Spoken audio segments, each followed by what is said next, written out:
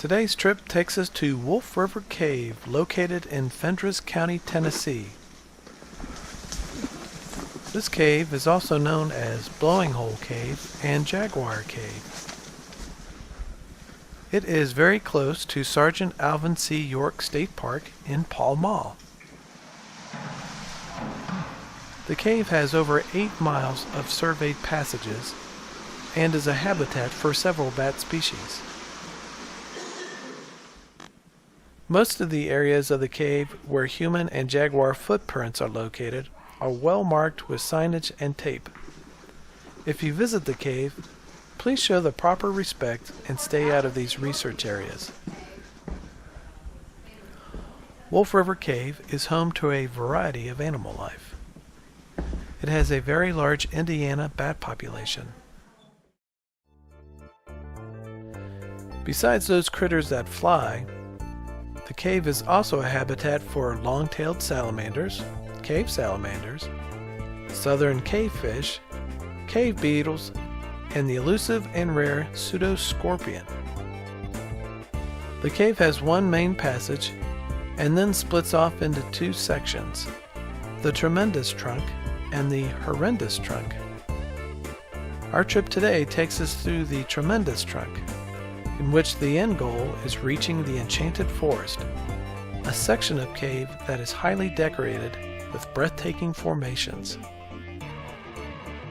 Our group of 8 cavers was led by Kristen Bobo, a veteran caver who is affiliated with the Southeastern Cave Conservancy.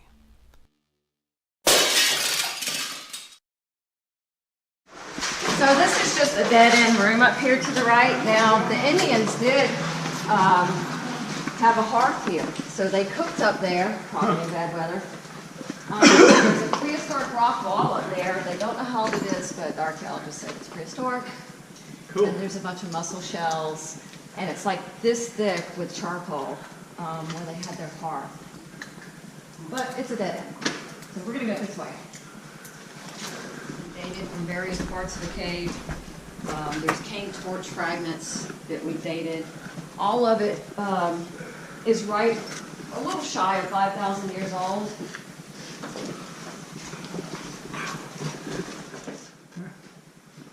And the Indians actually went all the way to the end of the Tremendous Trunk, which is quite a feat. It's probably a couple miles. Really? Barefoot, wearing little clothing, and of course with the youngest being 3.5 years old. And they stood the right wall the entire way. I basically crawled on my knees almost the entire length, following them on the right wall many years ago. Wow. That's very ambitious for people going that far back in a cave with reed torches or that type of thing. It is. Well, so they would have bundles stashed, really long bundles. And there is a place, and I'll try to find it while we're going in, that you can see kind of grooves in the ceiling. Dr. Jan Simic suggests that it's probably from the bundles that they would carry on their backs, scraping through the ceiling as they went through some of the lower passage like this. Huh.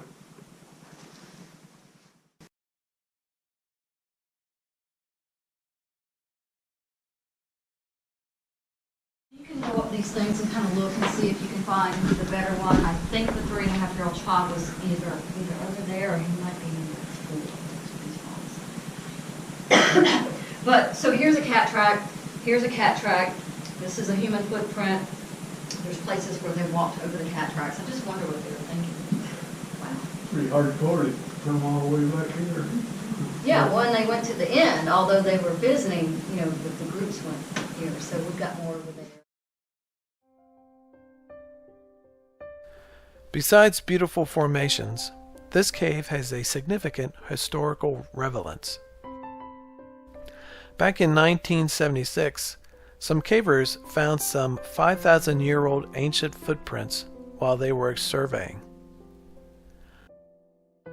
I read they actually logged over 270 human footprints in the cave, mostly bare feet, but some indicated people were wearing some type of footgear like moccasins made from woven vegetable fibers.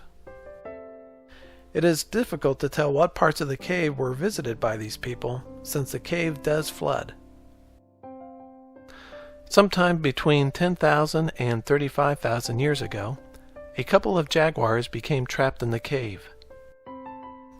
They wandered all around trying to find a way out, and left a lot of footprints throughout the cave that are well preserved. The skeletons of the two cats were recovered and are in protective storage at Carnegie Museum.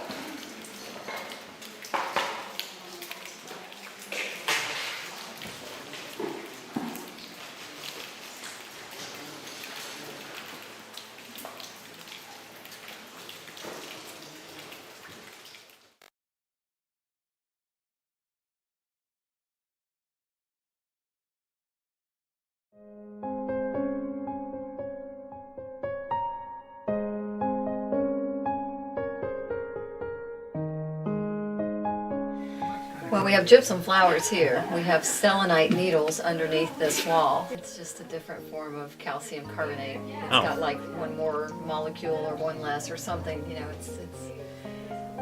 I guess you'd call it a type of gypsum. I don't really understand what the differences is, except maybe a molecule here or there. So why is it like in all the cracks and stuff? It's precipitating out, the gypsum is, from the cracks. That's pretty cool. Growing out of the ground like that. Haven't seen anything like that before.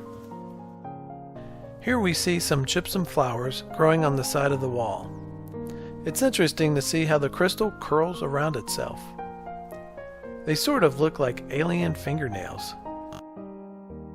Gypsum is an evaporative mineral that forms when water picks up carbon dioxide and sulfur on its way underground.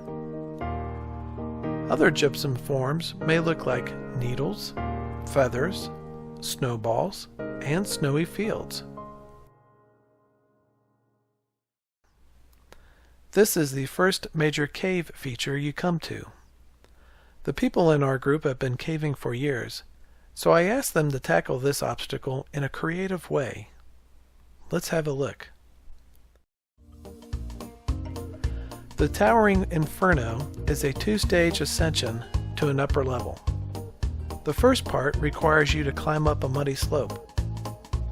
But the good news is you can trace your way up by walking in elephant tracks. Elephant tracks is a term used to describe a well-worn path made by cavers. At the second part of the ascension, you will find a handline to help you climb up the rest of the hill. The Towering Inferno gets its name because, as you climb higher and higher, the air gets warm and more humid.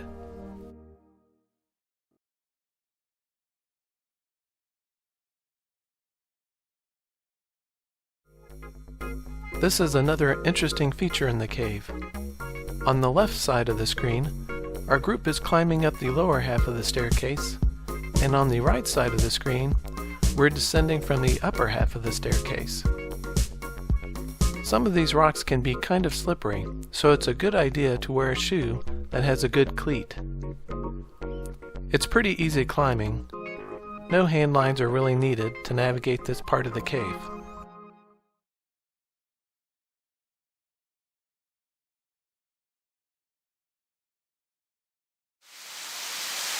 This is a gorgeous waterfall, or at least that's what I call it. The water is cascading over flowstone, down the side of a wall, and into a pristine pool some 20 feet below.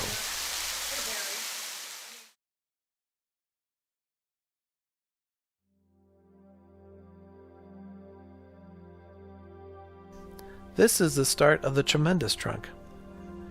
Our group is making their way out of the cave, and you can see how this passage got its name. This is a huge walking space and goes on for quite some distance. I am using 4 HID lights to illuminate this area with about 25,000 lumen.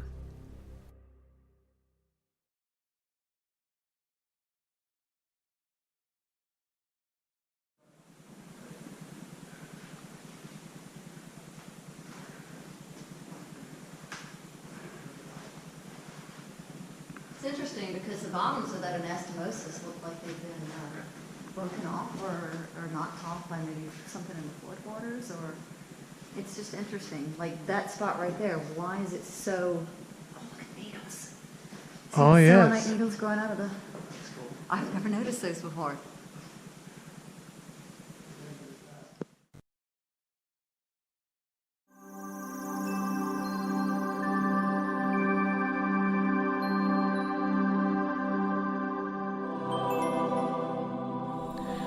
Here we have reached our final destination of the trip.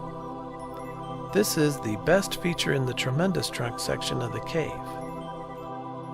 It's a cool place to take a break, light a few candles, and have a snack. But it's a better place to break out your camera and begin taking some shots. This decorated area goes on for some distance, and you can easily spend over an hour taking pictures.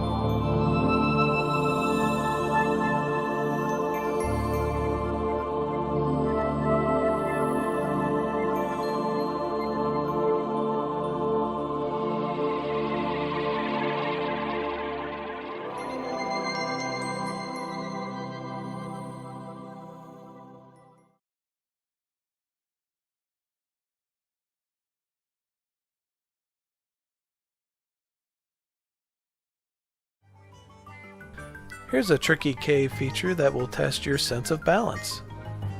To get across this large room, you have to walk or crawl along a narrow rock spine called the dinosaur's back. Once you get across, you then have to hug the wall and make your way along the side.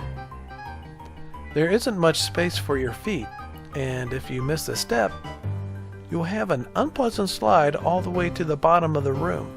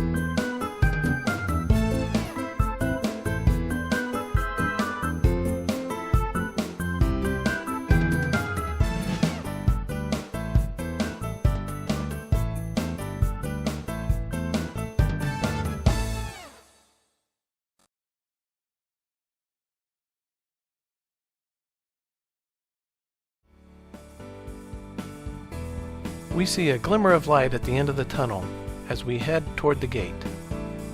We've been underground for about 8.5 hours and have really enjoyed our visit to this wondrous cave. We've seen prehistoric remnants from days long past, selenite needles and flowers, a cascading waterfall into a pristine pool, and an enchanted forest decorated with spectacular formations. We also heard the occasional flapping of winged creatures as they scurried through the cave looking for a nice place to nap. As Kristen told us, this cave has a nice mix of history, decorations, and cave life.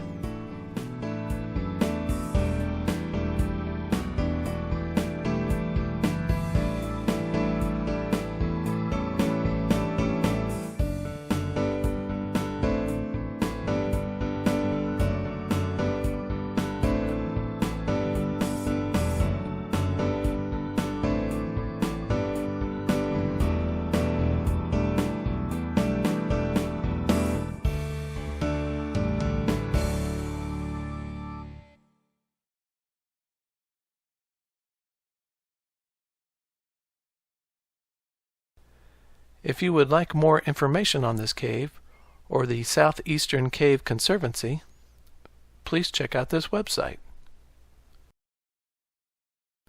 For more information on caving, please visit the National Speleological Society's website to find a caving club close to you.